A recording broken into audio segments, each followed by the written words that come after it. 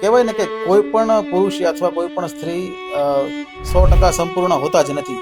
Definitely. હા, કોઈને કોઈ પ્રોબ્લેમ અથવા કોઈને કોઈ ખામી તો દરેકમાં હોવાની જ છે. મારામાં ઘણી બધી ખામીઓ છે, જી. એની હારે એને મને એક્સેપ્ટ કર્યો. એનામાં ખામીઓ છે, એની હારે મેં એક્સેપ્ટ કરી લીધી. મેજોરિટી જે રિલેશન્સની અંદર બહુ મોટા ડિસ્ટર્બન્સ ચાલતા હોય, બરાબર, એને તમે શું કહેવા? મોટા ભાગે આ ઇસ્યુ છે ને ઈગોનો હોય.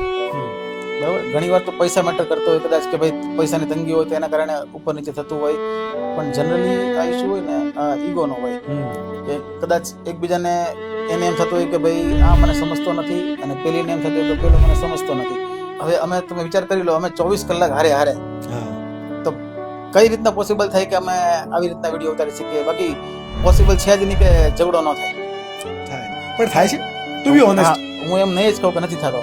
અમારી વચ્ચે પણ ક્યારેક મતભેદ થઈ જાય, બરાબર, પણ અમારો એક નિયમ છે, અને નિયમ અમે સ્ટ્રોંગલી પાળીએ છીએ કે ગમે એવડો મોટો ઝઘડો હોય, ગમે તેનો વાક હોય, ચાહે મારો હોય કે એનો હોય, 30 મિનિટ દેવાની. કેટલી? 30 મિનિટ. 30 મિનિટ પછી એ ઝઘડો 0-0 હોવો જોઈએ. કોઈ એકબીજાની સોરી હા. કે માફી કઈ નહીં. હા, કોઈ રસોઈ બની ગઈ, જમવા બેસી હા, જાય, બસ. પછી